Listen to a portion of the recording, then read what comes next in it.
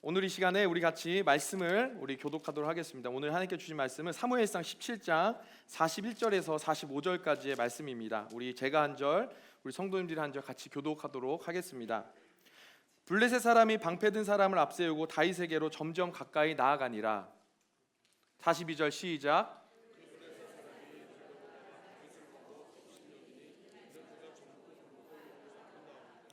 블레셋 사람이 다윗에게 이르되 네가 나를 개로 여기고 막대기를 가지고 내게 나아왔느냐 하고 그의 신들의 이름으로 다윗을 저주하고,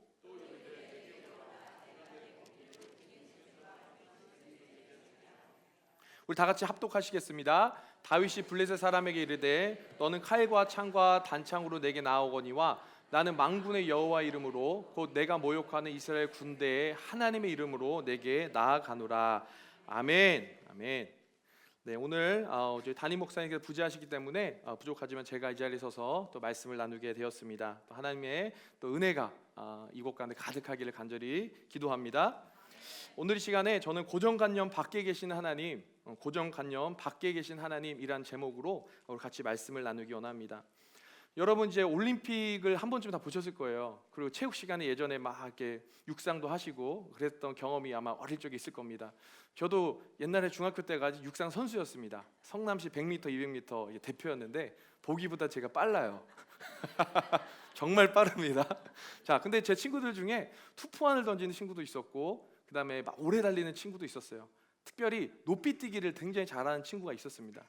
근데 그 높이뛰기와 관련해서 굉장히 재밌는 역사가 있더라고요.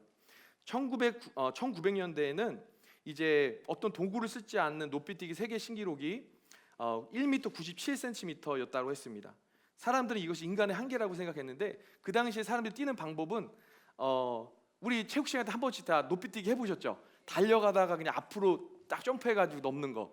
그래서 배가 앞쪽으로 이렇게 해서 넘는, 이게 이제 상식이었고 이렇게 해야지 가장 높이 뛸 수 있는 방법이었다라는 거예요. 자, 그런데요, 1968년에 딕 포스베리라는 이제 대학생이 있었습니다. 이 대학생이 다이빙의 제주 넘기 장면을 이렇게 막 보다가 이제 높이뛰기 할 때 왜 꼭 앞으로만 뛰어야 할까? 뒤로도 뛰면 어떨까라는 생각을 하여서 뒤로 한번 뛰어봤대요. 그랬더니 생각보다 더 높이 뛰더라는 겁니다. 그래가지고요, 1968년 멕시코 올림픽 대회에서 2m 24cm라는 신기록으로 금메달을 차지하게 됩니다. 네, 사진 보이시죠? 딕 포스베리라는 분이신데 이분이 높이뛰기 역사상 완전히 혁신을 일으킨 거예요. 어떻게 앞으로 뛰는데 뒤로 뛴 거야. 근데 더 높이 뛰는 거예요. 그래서 이것을 이제 포스베리 플롭이라는 이름을 붙여서 이 육상계에서는 정말 역사적인, 정말 그런 사건으로 기록되고 있습니다. 여러분, 높이뛰기는 정면으로 뛰어야 한다는 그 고정관념을 깨뜨리자 훨씬 더 좋은 기록을 가질 수 있었다라는 거예요. 오늘 본문에 나타난 다윗과 골리앗의 싸움, 아마 이 이야기는 교회 다니는 사람보다 교회 다니지 않는 분들이 더 잘 알고 더 재밌어하는 스토리일 겁니다. 너무나도 익숙한 스토리죠. 그런데 여러분 그거 아세요? 이 싸움을 우리가 좀 더 자세히 들여다보면요, 이 싸움이야말로 과감히 고정관념을 깨트린 정말 역사적인 승리의 사건이라는 거예요. 거인 골리앗이 무려 40일 동안 주야로 나와서 이스라엘 백성을 조롱하고 하나님을 비방합니다. 그런데 이스라엘 전역에서는 아무도 나가 싸울 수가 없는 거예요. 골리앗이 어마무시하게 크고 막 이러니까 도저히 그 앞에 나가서 싸울 수 없는 겁니다. 여러분, 세상과의 싸움은 마치 사실 패러다임과의 싸움입니다. 승리의 가능성과 확률은 사실 어린 소년 다윗보다 훨씬 더 경험이 많은 용사와 어른들에게 있었을 것입니다. 그런데 다윗은 고정관념을 뒤엎고 믿음의 능력으로 골리앗을 무찌른 사건이 오늘 본문의 말씀이라는 겁니다. 오늘 본문을 좀 더 우리가 살펴보기 원합니다. 이 다윗과 골리앗 싸움의 배경이 되는 사무엘상 17장 1절부터 11절까지의 배경입니다. 이스라엘이 블레셋에 쳐들어오죠. 블레셋 사람들은 이쪽 산에 섰고 이스라엘은 저쪽 산에 서게 됩니다. 그 사이에는 골짜기가 있었습니다. 그리고 블레셋 사람들의 진영에서 싸움을 도두는 자가 나는데 바로 그 사람이 우리가 잘 아는 가드 사람 골리앗이라는 거예요. 그가 얼마나 거구인지, 우리 사진 보는 것처럼 얼마나 거구인지요, 얼마나 키가 큰지, 그의 키가 성경에 보니까 6규빗이라고 나와 있습니다. 6규빗 한 뼘이라고 합니다. 규빗은 우리가 금요예배 때도 나누었지만 이 가운데 손가락부터 팔꿈치까지를 규빗이라고 합니다. 이것을 환산해 보면은 키가 2m 70cm 정도 되는 거예요. 계산해 보니까. 여러분 체육만 아시죠? 체육만이 2m 17입니다.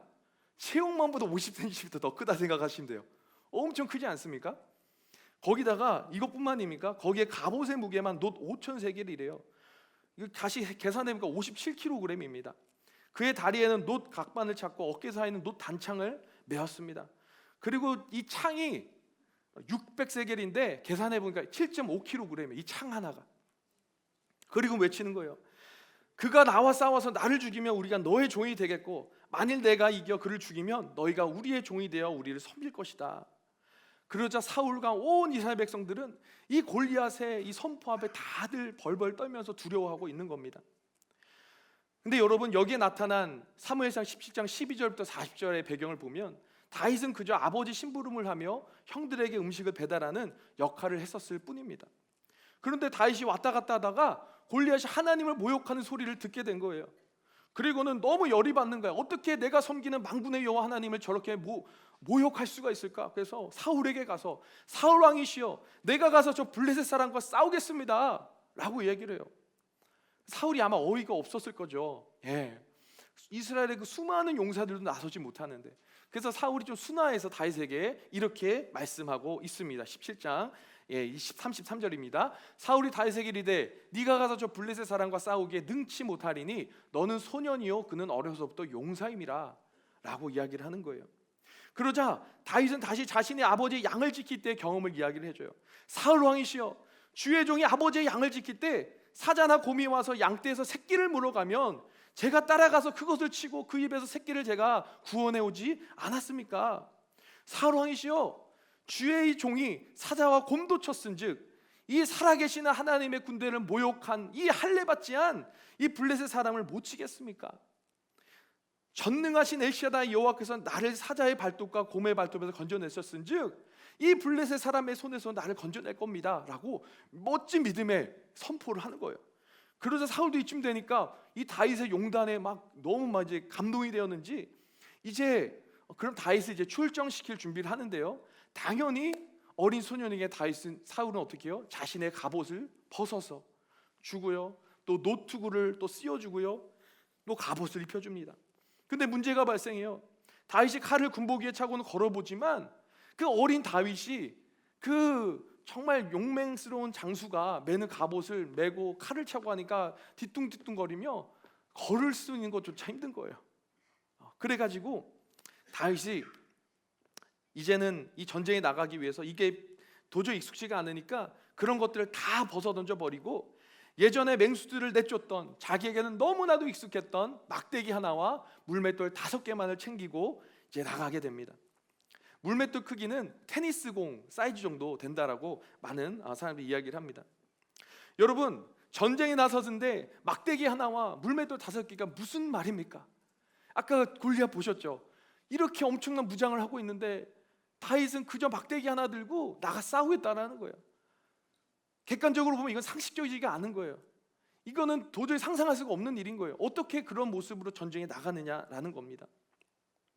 근데 우리는 그 다음 이야기를 알고 있습니다. 사무엘상 17장 41절에서 오늘 본 본문 말씀을 보면 이제 다윗은 블레셋 사람에게 걸어가는 거예요. 그러자 블레셋 사람 골리앗은 다윗을 보고 업신여깁니다. 이는 그가 붉고 젊고 용모가 아름다웠기 때문이다라고 성경은 이야기하고 있어요. 이는 다윗의 용모를 보니까 전혀 용맹스러운 장수의 모습이 아니라 그냥 앳된 미소년 같은 모습인 거예요. 그러니까 골리앗도 막 어이가 없고 열이 받는 겁니다. 그래서 골리앗은 이렇게 얘기하죠. 네가 나를 개로 여기고 막대기를 가지고 내게 나와왔느냐 하고 그의 신들의 이름으로 다윗을 저주합니다. 그러면서 내가 너의 살을 공중의 새들과 들짐승들에게 줄 것이다라며 위협하는 모습을 볼 수 있습니다. 여기서 우리는 골리앗의 심리전을 볼 수 있습니다. 이제 말로 막 다윗을 도발하는 거예요. 그죠? 우리 이거 전문 용어로 이제 트래시 토크라 그러죠. 뭐 게임할 때 한번 잘해봐라. 너 나 이길 수 있을 것 같아. 이러면서 상대방 말로 먼저 이렇게 막 도발하는 겁니다. 근데 그럴 만한 것이 다윗은 고작 개를 쫓는 막대기를 가지고 나왔기 때문이에요. 그리고 나서 골리앗은 자신의 신들의 이름으로 다윗을 저주합니다. 이것을 통하여 이 고대의 전쟁은 사람과 사람의 싸움이 아니라 그 사람을 의지하고 있는 신과 신의 싸움, 그 신들과의 싸움이라는 것을 우리는 알 수 있습니다. 그래서 구약을 읽는 큰 관점 중에 하나가 누가 진짜 왕이냐, 누가 진짜 신인가라는 겁니다. 고개를 끄덕거리시는 분들이 이제 어성경을 들으신 분들이죠. 네, 구약을 읽는 관점 너무 중요합니다. 누가 진짜 왕이냐는 거예요. 근데 우리는 알죠. 만군의 여호와 하나님, 그분이 만왕의 왕이시라는 거예요. 오늘 우리가 이 말씀을 또 보기 전에 우리가 패러다임이라는 그 단어를 한번 살펴보고 가기 원합니다. 여러분, 우리는 두 가지의 패러다임을 마주하며 이 땅을 살아갑니다. 패러다임이란 철학자 토마스 쿤이 제안한 개념으로 한 시대 사람들의 견해나 사고, 이것들을 규정하는 보편적인 틀을 우리는 패러다임이라고 이야기를 합니다. 쉽게 말해서 시대의 상식, 시대의 대세, 세상이 말하는 그 기준, 그것이 우리가 이 땅을 살아가고 우리를 지배하고 있는 세상의 패러다임이라는 겁니다. 이것이 바로 세상을 상징하는 바벨론의 그 돌아가는 삶의 원리라는 거예요. 이런 패러다임이 있고요. 두 번째 패러다임은 바로 하나님의 나라. 우리가 비록 이 땅을 디디며 살아가고 있지만 우리의 영혼은 어디를 디디며 살아가요? 저 하늘나라를 디디며 살아가잖아요. 저 하늘나라의 법대로 살아가는 것, 그 하늘나라의 패러다임이 있다라는 거예요. 여러분, 세상의 패러다임은 어떻습니까? 전쟁이 나면 칼 들고 창 들고 갑옷 나가서 싸우는 것이 세상의 패러다임이라는 거예요. 골리앗도 당연히 칼과 창을 들고 나와 싸우려 했습니다. 그런데 이스라엘 군인들이 두려워했던 이유가 무엇이에요? 이스라엘 군인들은 동일하게 세상의 패러다임, 그 골리앗의 패러다임으로 붙으려고 하니까 무기를 잡고는 있어도 이 골리앗의 어마어마한 키와 그가 가지고 있는 어마어마한 무기 앞에서 기죽을 수밖에 없고 두려워할 수밖에 없었다라는 것입니다. 여러분, 이런 관점으로 보면 다윗은 이미 패배자예요. 세상의 관점으로 보면 이미 패배자입니다. 그러나 다윗은 더 이상 골리앗의 패러다임으로 싸우지 않고 여기서 패러다임을 뒤집어 버리는 놀라운 믿음의 선포를 하는 걸 볼 수 있어요. 우리가 생각하는 고정관념을 깨워버리는 놀라운 선포를 하는 걸 볼 수 있는데, 우리 사무엘상 17장 45절을 같이 한번 읽어보도록 하겠습니다. 시작. 다윗이 블레셋 사람에게 이르되 너는 칼과 창과 단창으로 내게 오거니와 나는 만군의 여호와의 이름으로 곧 내가 모욕하는 이스라엘 군대의 하나님의 이름으로 내게 나아가노라. 할렐루야.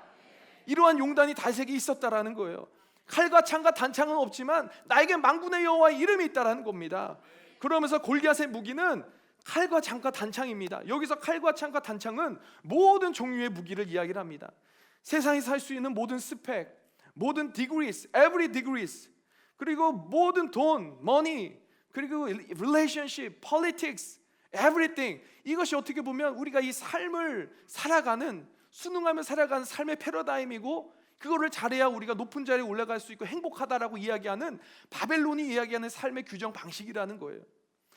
그런데 오늘 다윗은 어떻습니까? 만군의 여호와의 이름으로 믿음이라는 패러다임으로 나아가서 골리앗이라는 그 거대한 시대의 난제를 그저 아무도 거들떠보지 않는 그 작은 조약돌 하나로 물리쳤다라는 겁니다.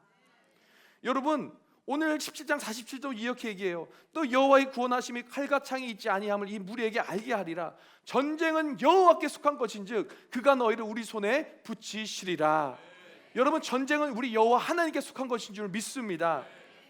여러분, 그리고는 서로 가까워질 때쯤 다윗이 돌을 가지고 물매를 던져 골리앗에게 던지자 그냥 백발백중 그냥 처음 그 돌이 골리앗의 이마에 명중하며 골리앗이 쓰러지고 골리앗이 죽게 되었다라는 거예요.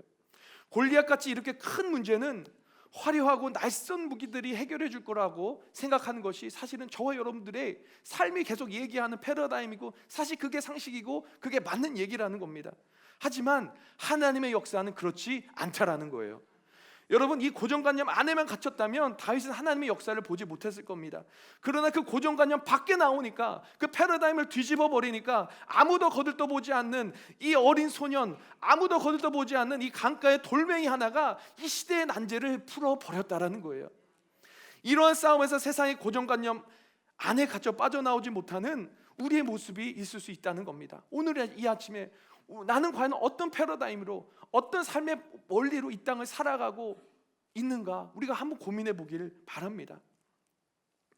여러분, 오늘 한번 살펴보기 원하는 것은, 그렇다면 다윗은 어떻게 골리앗을 승리할 수 있었을까? 그것을 우리가 좀 더 보기를 원합니다. 다윗은 어떻게 어른들과 그 사울왕도 깨닫지 못한 이 패러다임의 싸움에서 승리할 수 있었냐라는 거예요. 간단합니다. 다윗에게는 칼이 없었어요. 다윗에게는 단창이 없었어요. 다윗에게 아무것도 없었어요.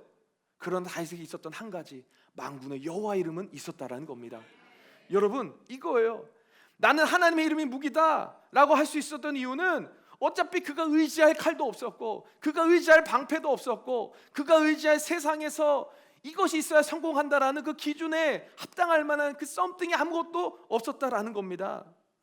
여러분, 우리가 패러다임을 바꿔보면요, 아무것도 없는 사람들을 볼 때는, 세상이 볼 때는 저 사람 참 불쌍하다, 저 사람 패배자라고 생각할지 모르지만요, 우리가 좀 더 생각을 바꿔보면 그 사람은요 얼마나 축복된 사람인지 모릅니다. 왜냐하면 하나님만 의지할 수 있기 때문입니다. 여러분, 그래서요, 우리 삶 가운데 선택지 ABCD 선택지가 많은 게 축복이 아니에요. 진짜 불행은 이스라엘 백성이 가지고 있었던 어줍지 않은 칼과 창과 방패였다라는 겁니다. 여러분, 이스라엘이 출애굽하여서 그들이 어떻게 하나님께서 먹이시고, 하나님만 바라볼 때 하나님이 입히시고, 하나님만 바라볼 때 하나님이 낮에는 구름 기둥으로 밤에는 불 기둥으로 그 이스라엘 백성을 인도했다는 걸 알고 있잖아요. 근데 좀 시간이 지나자, 그들의 신앙이 좀 변질되자, 이제는 외교력도 생기고 행정력도 생기고 전략도 생기고 프로그램도 생기고 기도 안 해도 이제 뭔가가 굴러가니까 하나님을 의지하지 않았을 때 어떤 일이 발생합니까? 결국에는 망하는 길로 가게 된다라는 거예요. 여러분, 이것이 너무나도 중요한 사실이라는 겁니다. 출애굽 이후의 첫 전쟁, 아말렉과의 전쟁을 보세요. 아무것도 없었습니다. 아말렉에 비하면 무기도 너무나도 구식이었고, 전략도 없었고, 행정력도 없었고, 외교력도 아무것도 없었어요.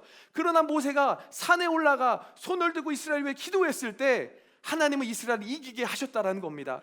그러나 손을 내렸을 때는 이스라엘이 패하는 거예요. 여러분, 전쟁은 하나님의 손에 있는 줄 믿습니다. 전쟁의 승리는 하나님이 주신 줄 믿습니다. 여러분, 그래서 우리 삶에도 어줍지 않게 잡은 칼과 창이 문제일 때가 많아요. 차라리 없을 때는, 아무것도 없을 때는 하나님만 바라보고 하나님만 의지하는데, 이제 좀 경험 좀 생겼다고, 이제 좀 지식 좀 생겼다고 하나님을 의지 않습니다. 이제 좀 관계가 넓어지고, 이제 얼마 안 되는 그 돈 좀 생기니까 이제는 하나님을 의지하지 않고 돈을 의지하게 되고요, 내가 하나님 만났던 그 첫사랑이 식어지게 된다라는 겁니다. 여러분, 이것이 우리가 오늘 고민해 볼 문제라는 겁니다. 여러분, 그러나 여기서 또 문제는 무엇입니까? 우리가 시스템으로, 인맥으로, 또 정치력으로, 돈으로 모든 것들이 굴러가니까 이 바벨론에서 이야기하는 뭐예요? 돈을 더 많이 벌어라, 그럼 행복해질 거다. 더 인맥을 쌓아라, 그럼 더 행복해질 것이다.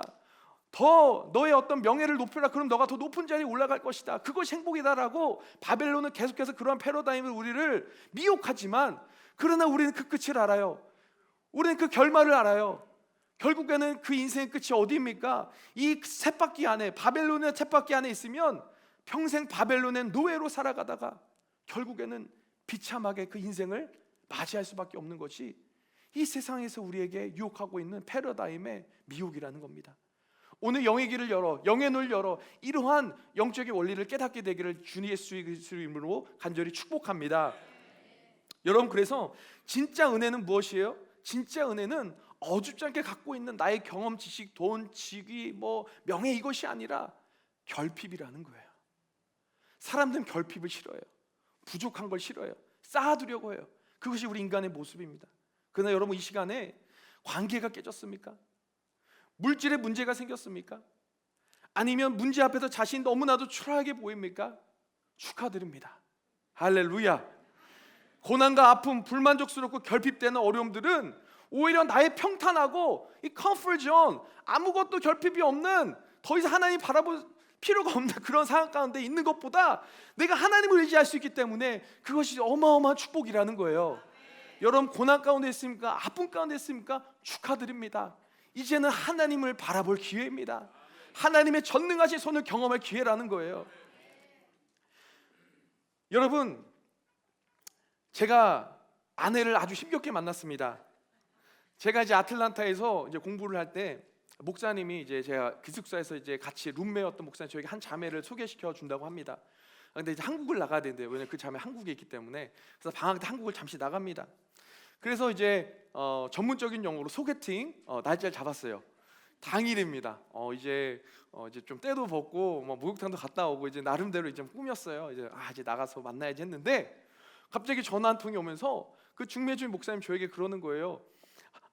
오늘 미안한데 오늘 약속이 깨졌다라는 거예요. 그 자매가 오늘 못 나올 것 같다라고 저한테 이야기를 하는 겁니다. 그래가지고 아니 이게 웬일인가 너무 열이 받는 거예요. 아무리 그래도 그렇지 소개팅 당일날 약속을 취소하는 건 아니잖아요. 이거는 너무 상식적이지 않은 일인 거예요. 그래가지고 너무 열이 받아서 목사님께 다 전화해가지고 아 목사님 이게 무슨 일입니까? 안 됩니다. 이건 예의가 아닙니다. 일단은 만나보고 뭐 좋든 싫든 그때 결정해야지. 만나야겠습니다. 두 번째 약속을 잡아달라고. 그래가지고 두 번째 약속을 또 잡게 되었어요. 그래서 이제 또 시간이 흘러서 제가 이제 그 소개팅 날짜 당일이 되었습니다.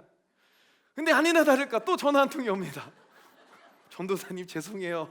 아 예, 아 왜요? 그러니까 아 오늘 그 자매가 또 못 나온다고 하네요. 아 그래서 진짜 너무 열이 받는 거예요. 아니 살면서 이런 경우도 처음이고 이게 소개팅이잖아. 그래서 너무 열이 받아가지고 이제 전화를 끊고 곰곰이 생각해봤죠. 근데 이건 아닌 거야. 그래서 이유라도 알아야 되겠다. 왜 도대체 계속 잡혔는데 왜 안 나오려고 하는지. 그래서 제가 그 이유를 제가 물어봤어요. 중매해 주신 분한테 물어보니까 그분이 이제 속 얘기를 하는 거예요. 사실 이 자매가 PK로 자랐는데 어렸을 때부터 이 사모의 어머니 사모님이 굉장히 열심히시고 정말 너무나도 교회를 지극정성 섬기시는 그 모습을 이 자매가 보면서 나는 저기는 절대 못 가겠다 이런 생각을 한 거예요. 고난의 길이고 너무 힘든 길이라는 걸 알고 사실 그때 그 자매는 나름대로 허리우먼을 잘 나가고 있었거든. 근데 이제 제가 전도사라는 거를 알고 나는 사모하기 싫어. 절대 그 길 안 갈 거야. 그래가지고 저에게 이제 퇴짜를 놓은 거죠. 어떻게 보면 이제 캔슬을 한 겁니다. 자, 그런데 여러분 저에게 갑자기 이제 사모하기 싫다라고 하면은 이제 거기서 그만둬야 되잖아요. 그게 상식이고 어떻게 보면 그게 그냥 논리적인 거잖아요. 맥센스한 거잖아요. 근데 저에게 갑자기 어떤 생각이 드냐면 이런 생각이 드는 거예요. 와, 얼마나 사모의 길을 영광스럽게 생각했으면 야 이렇게 이 사모의 길을 귀하게 생각하고 이 사모의 길을 아무나 걸어갈 수 없다라는 이 자매 안에 이 겸손함이 보이는 거예요. 사모는 이런 사람이 사모를 해야 돼. 갑자기 이제 고정관이 뒤집어지면서 그렇지 눈이 이제 뒤집어진 거죠. 이런 사람이 사모를 해야 돼. 이런 생각이 딱 드는 겁니다. 네, 그래가지고 사실은 그 전에 막 자기가 사모감이라고 다 사모의 응답 받았다고 막 저에게 연락 오던 자매가 한 명 있었거든요. 근데 무서운 거야. 나는 사모를 잘할 수 있다고 사모감이라고 뭐 달려오는 겁니다. 그래가지고 그랬던 적이 있는데 어쨌든 그러한 마음을 주셔서 제 포기하지 않고 자매에게 이제 연락을 했고 결국에는 이제 세 번째 3-4번이니까 한 번 더 연락했는데 기적적으로 세 번째 만나게 되고요. 그러고 나서 시간이 없다 두 번째 때 프로포즈를 하고 지금 이제 결혼한 자매가 바로 제 아내입니다. 할렐루야. 우리 하나님은 고정관념을 깨뜨리시고 이러한 여러분 축복을 해주신 줄 믿습니다. 아멘. 여러분 이 시간에 한 가지 더 살펴볼 것이 있는데요. 우리 삶 가운데 고정관념이 생기는 원리가 있다라는 거예요. 그죠? 우리 삶 가운데 고정관념, 선입견 이런 어떤 것들이 그냥 생기는 게 아닐 거 아니에요? 무엇입니까? 나의 경험. 그죠? 내가 이때껏 살아왔으니까 A는 B고 B는 C다 이라는 경험들이 나의 삶 가운데 고정관념을 만들어낸다라는 거예요. 그리고 이 시대의 논리, 이 세상이 말하는 기준, 이 바벨론 돌아가는 삶이 쳇바퀴로 돌아가는 이 삶의 방식이 나에게 고정관념을 줄 수 있다라는 겁니다. 또 한 가지는 뭐예요? 타성에 젖어 습관적으로 신앙생활을 하는 것들, 이것이 때로는 우리의 가운데 고정관념이 될 수 있다라는 거예요. 근데 오늘 저는 타성에 젖어 습관적으로 하는 그 무언가와 관련하여 말씀드리기 원해요. 고정관념이 생기는 원리들입니다. 열왕기하 18장에 보면 히스기야가 종교개혁을 할 때 산당을 제거하고 또 우상을 없앱니다. 그러다가 한 가지 사건이 있는데요. 그게 뭐냐면 옛날에 모세가 만들었던 놋뱀을 부수었다라는 이야기가 나와요. 이스라엘 자손들이 그것에 분향함으로 그것을 부수어 버렸다라는 겁니다.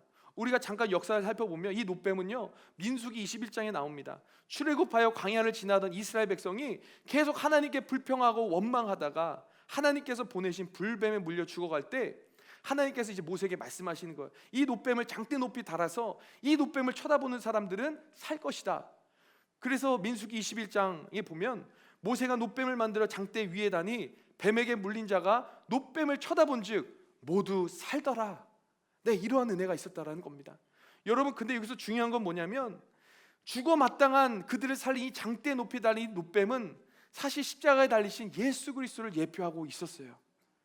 그리고 그 노뱀이 대단한 게 아니라 그것들을 통해 살리고 구원하시는 하나님의 사랑을 보아야 하는데, 나중에는 이것들이 어떻게 돼요? 이 노뱀을 자체만을 소중히 여기며 변질되어서 나중에는 이 노뱀 자체를 숭배하고 이 노뱀에 분향하기 시작했다라는 겁니다. 그래서 500년에서 600년 동안 이것이 우상이 되었다라는 거예요. 본질은 없어지고 형식만 남은 노뱀, 거기에는 하나님의 사랑은 없고 예수 그리스도의 능력은 없고 그냥 형식만 남은 가짜 틀만을 섬기며 나아갔기 때문에 히스기야는 이것을 알고 이것을 박살내며 성경에 보면 느수단, 즉 노조각이라고 칭하며 이것들을 과감하게 철폐하며 종교개혁을 일으켰다라는 거예요. 여러분, 사실 이것은 굉장히 어려운 문제입니다. 이것은 단순하고 쉬운 문제가 아니었어요. 당시로서는 엄청난 충격과 충돌을 감수하는 신앙적인 결단이었다라는 겁니다. 히스기야가 이렇게 고정관념을 깨뜨리고 영적 패러다임의 전환을 일으키는 이 창조적 파괴를 위해서는 세상이 보지 못한 것을 볼 수 있는 이 창조적인 시선, 믿음의 시선이 있을 때 가능한 것인 줄 믿습니다.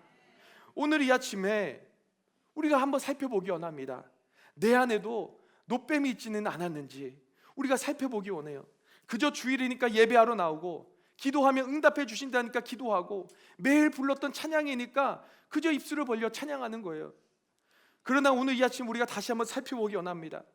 정말 우리가 예배는 드리지만 예배의 형식만 있고 정말 그 예배 안에 내가 이 첫사랑 그 예수를 만났을 때 드렸던 나의 옥합은 빠져 있지는 않은지, 우리가 예배를 드리지만 그 하나님의 임재, 그 하나님의 부흥은 그냥 다른 사람들의 이야기, 나의 이야기는 아닐 거야 라며 예배를 드리고 있으면서도 그 하나님의 임재에 대한 그 의심으로 가득 차, 그런 고정관념으로 가득 차 오늘 이 예배 자리에 있지 않은지 우리가 오늘 이제 내 자신을 살펴보기 원합니다. 내가 찬송을 부르지만 그저 그냥 불러야 되니까 부르는 찬송, 그 안에 형식만 있고 이미 나의 삶의 노래는, 나의 삶의 주를 향한 그 고백은 마치 테이프가 멈춰져 있는 것처럼 정지 버튼이 눌러져 있지 않은지 오늘 이 아침에 우리가 살펴보기 원한다라는 거예요. 우리가 기도는 하지만 그러나 기도하며 하나님 응답해 주실 것이라는 그런 믿음은 온데간데 없고 그냥 기도하면은 기도하는 거야. 거기에 정말 주를 향한 정말 믿음과 그 신뢰는 빠져 있진 않은지, 그냥 형식만 남은 기도만 있지 않은지 오늘 이 아침에 우리가 살펴보기를 원합니다. 오늘 다윗과 골리앗의 이야기에서 사무엘상 17장 50절은 이렇게 말씀합니다. 다윗이 이같이 물매와 돌로 블레셋 사람을 이기고 그를 쳐 죽였으나 자기 손에는 칼이 없었더라. 여러분, 다윗이 승리할 수 있었던 비결은 무엇입니까? 다윗이 승리할 수 있었던 비결은 다른 그 무엇이 아니었어요. 칼과 창과 단창이 있었던 것이 아니라 하나님을 향한 그 만군의 여호와 이름으로 나아갈 때에, 그 믿음의 테러담 나아갈 때에 지금 무너질 수 없을 것 같던 그 시대의 난제인 그 골리앗이 무너졌다라는 것입니다. 여러분, 이 아침에 오늘 우리가 같이 한번 기도하며 같이 나아가기 원하는데요, 여러분의 직업이 무엇이지 그것이 상관이 있는 것이 아닙니다. 여러분의 손에 무엇이 잡혔는지 그것이 중요한 것이 아닙니다. 우리의 상황이 중요하지 않아요. 우리의 환경이 중요하지 않아요. 우리에게 중요한 것은 내가 무엇을 잡고 있는가가 아니라 내가 누구의 손에 잡혀 있는가입니다. 오늘 아침에 내가 전능하신 하나님의 손에 붙잡혀 있습니까? 오늘 그 하나님을 바라보기 원합니다. 우리가 또한 하나님의 바라볼 때에 우리가 선 긋고 신앙생활하는 것이 얼마나 많아요. 나는 순종할 수 없어, 나는 저기까지 갈 수 없어 라고 고정관념을 가지고 선을 그어놓으면서 신앙생활하지만 오늘 이 아침에 내가 그 선을 과감하게 무너뜨리고 그 경관진을 무너뜨리고 하나님 앞에 나아갈 때에 그 고정관념 밖으로 나아갈 때에 거기에 순종의 능력을 보여주신 하나님을 만날 것입니다. 나는 저 사람을 용서할 수 없을 거야, 나는 저 사람을 사랑할 수 없을 거야. 여러분 가운데 그런 고정관념이 있으세요? 혹시 그런 선입견이 있으세요? 여러분, 오늘 이 아침에 그 고정관념 안에서 밖으로 나오시기 바랍니다. 그 안에 있으면 하나님의 사랑을 경험할 수 없어요. 우리가 나올 때 그때 비로소 하나님의 사랑을 경험할 수 있고 하나님의 용서의 능력을 경험할 수 없고, 내가 원수를 사랑할 수 없지만 하나님의 사랑으로 원수를 사랑할 수 있는 그 능력을 오늘 이 아침 우리 가운데 부어주실 줄 믿습니다. 하나님, 오늘 이 아침에 선 긋고 신앙생활하며 나아가지만 오늘 우리가 찬양했던 것처럼 주 예수와 동행하니 그 어디나 하늘나라입니다. 여러분, 그 어디나 하늘나라입니다. 우리가 선 그어놓은 그 견고한 진을 부수고 나올 때에 우리가 가는 그곳이 하나님 나라라는 거예요. 여러분 얼마나 흥분되지 않습니까? 그런 은혜가 오늘 이 아침 우리 가운데 있기를 원합니다. 그런 은혜가 우리 가운데 있기를 원합니다. 우리 하나님만을 바라봅시다. 고정관념 밖으로 나옵시다. 선입견을 깨뜨립시다. 우리 하나님이 살아계십니다. 아멘. 아멘.